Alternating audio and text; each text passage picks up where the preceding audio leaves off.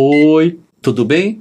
Estamos chegando no Natal, então hoje eu trouxe o Rodrigo aqui, a gente vai conversar um pouquinho sobre o Natal. Vamos fazer uma pequena reflexão sobre o Natal. Antes, porém, isso não é um dado científico, mas por uma brincadeira, eu vou falar sobre isso. Sim. Vamos supor que a data esteja certa, que Jesus nasceu no dia 25/12, então ele estaria fazendo aniversário, então ele estaria vivendo o ano 4711. Então, se a gente estiver partindo desse princípio, que Jesus faz aniversário nesse dia, e o ano de Jesus começa, e que Jesus representa um mestre especial que milhares de pessoas no planeta acompanham, então esse é o ano da luz, tá? Esse é um ano da luz. E é engraçado que nós estamos no ano 1, 2026. E 11, no tarô, é a carta da força. O homem ou mulher doutrinando a fera que habita dentro de si mesmo. Porque é o homem ou uma mulher segurando um leão. Como é que você segura um leão? Você doutrina. E 11 é 11 vezes a busca de Deus. Ou 11 vezes a busca de si mesmo. Então, de novo, a gente vai trabalhar 11 vezes o 1. Então, são 11 magos, é a carta da força. Então, esse ano, se você que vai trabalhar o ano 1 e você que nos ouviu e vai trabalhar sua individualidade, o 11 é doutrinar os defeitos que habitam dentro da gente. Então, através de Cristo, a gente pode trabalhar nesse Natal, a partir dessa data comemorativa, o ano 4711, que significa construir, através do pensamento, uma liberdade para individualizar o mago que habita entre você. Então, se você tome banho, faça simpatias, faça suas orações, faça novena para quem é católico, use toda a sua fé, porque é legal. E Cristo está vivendo o ano 4711. Então, como é que ele vai atuar na Terra? Ele vai mandar muita mensagem. Então, esteja atento para o céu noturno, esteja atento para aquela intuição que vier, porque o 11 ele é um número da cura e da espiritualidade. Você que está dodói, que está doente, busque a cura nesse ano. Você que tem um pensamento negativo, busque a cura nesse ano. Então, você falou uma coisa bem interessante da numerologia, porque as pessoas elas ficam assim em dúvida, né, se Jesus realmente nasceu nessa data. Muitos dizem que não, mas em termos numerológicos, aí você pode explicar para nós. É interessante que se firmou essa data. De qualquer forma, essa data está marcada na nossa história, né, que seja. E no então ela tem um que, peso, né? à meia-noite, começando lá da Austrália, da Nova Zelândia, vindo até a América do Sul, todo mundo comemora. Então o inconsciente coletivo, ele para. Por que eu gosto do dia 31? Porque uma boa parte da população do mundo para e mentaliza e reza a paz. É nesse barco que eu ando, nessa hora de rezar. Então quando as pessoas falam, vem na minha casa, vem passar. Eu passo em casa rezando, que é o melhor momento de rezar, é aproveitar essa energia festiva do planeta para desejar paz. Ah, que legal.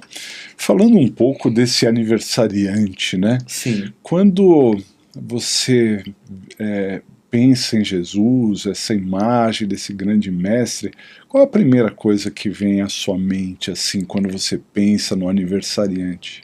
Cura, amor, reiki. Eu acho que Jesus foi o maior reikiano que existiu. Ele fazia curas com a mão.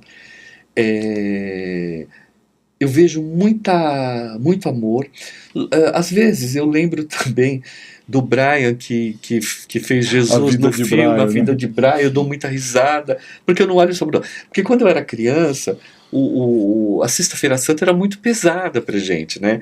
E ao longo do meu caminho, a cruz foi se transformando num instrumento de libertação. Então eu vejo o Cristo ressuscitado, eu vejo ele na pureza. Então hoje eu só vejo amor. Sabe? Para mim ele é o mestre Jesus, amigo de São Germain, amigo de Maria, amigo de Madalena, amigo de muitas pessoas importantes, de todos os mestres. Então Jesus, ele, segundo Chico Xavier, ele é o mentor de 4 planetas, né? Capela, Terra, Quiron e um que a gente ainda não sabe o nome. E como o Chico Xavier falou, no universo tem outros mestres importantes. Então, para gente que cresceu isso, eu vejo amor. Eu vejo amor. Eu sou muito apaixonado pelo Sagrado Coração de Jesus. Então, eu vejo muito o coração de Jesus. sabe? Eu já fiz muita oração pro Sagrado Coração de A Jesus. carta do baralho do cotidiano, que é do amor, é um coração, um sagrado coração, né? Exatamente, porque ele é importante para mim, sabe?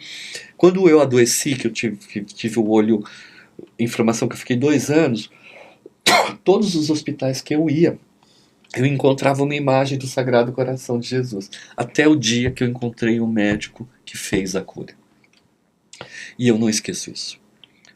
Que legal. Então Jesus para mim é um guia, é um mestre, é um alguém que eu escuto, é um alguém que eu sensibilizo, é uma história bonita, é Fernando Pessoa quando conta a história do menino Jesus. É muito profundo, Rodrigo, é muito grande. Duas coisas. Jesus é muito grande. Duas coisas que eu lembro. Assim, Jesus ele não aceitava rótulos, mas teve um que ele aceitou, o de mestre. Sim. Então eu sempre lembro dele como um mestre, como uma pessoa que ensina, que pega na nossa mão e vai nos encaminhando, né? É uma coisa tão linda, né? Porque a mão dele é muito boa, é muito importante. A mão de Jesus. Porque com a mão ele curava. Com a mão ele levantava as pessoas. Quantas curas ele fez. No baralho do cotidiano, que tem aquela carta da mão e da chave, eu gosto muito dessa carta, porque eu vejo no nosso pensamento, quando você muda o teu pensamento, você muda o teu destino.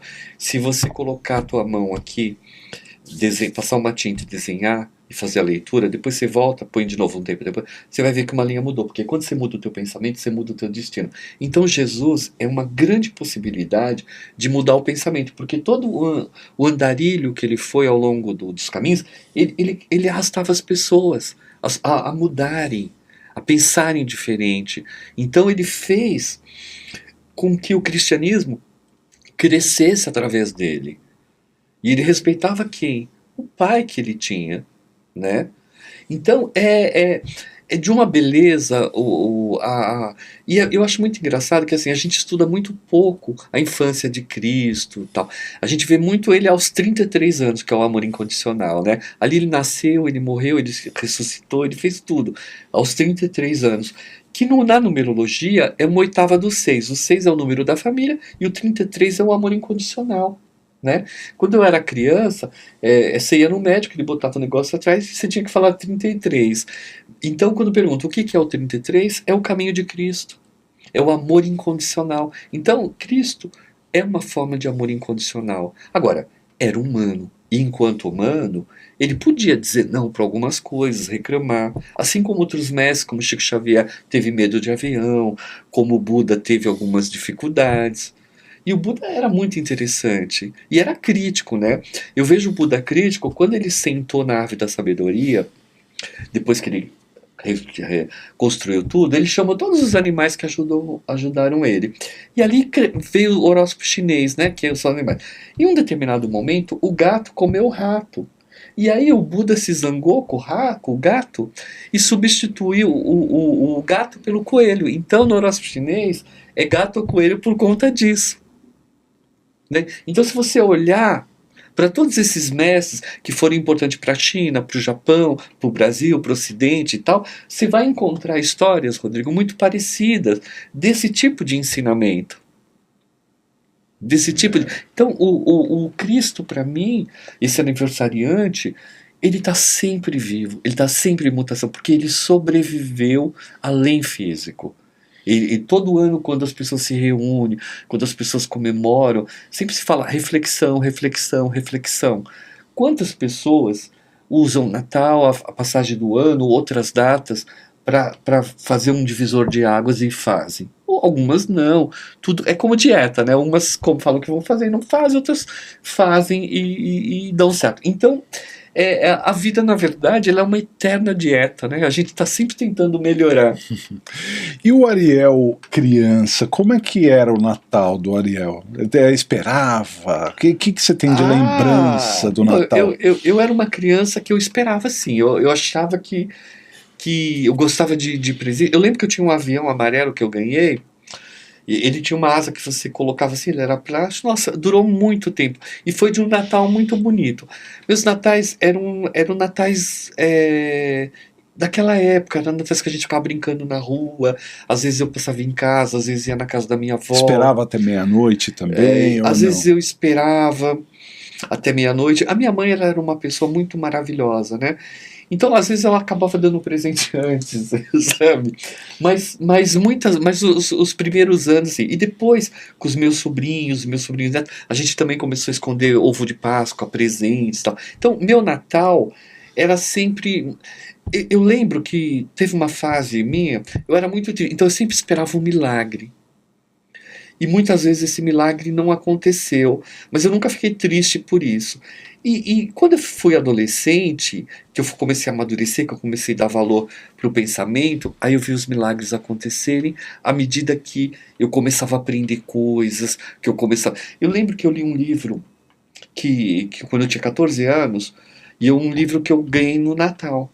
Era um livro de um escritor angolano chamado Emanuel Bengala, que é um dos grandes escritores. E ele escreveu um livro chamado Um Fuzil na Mão, um Poema no Bolso.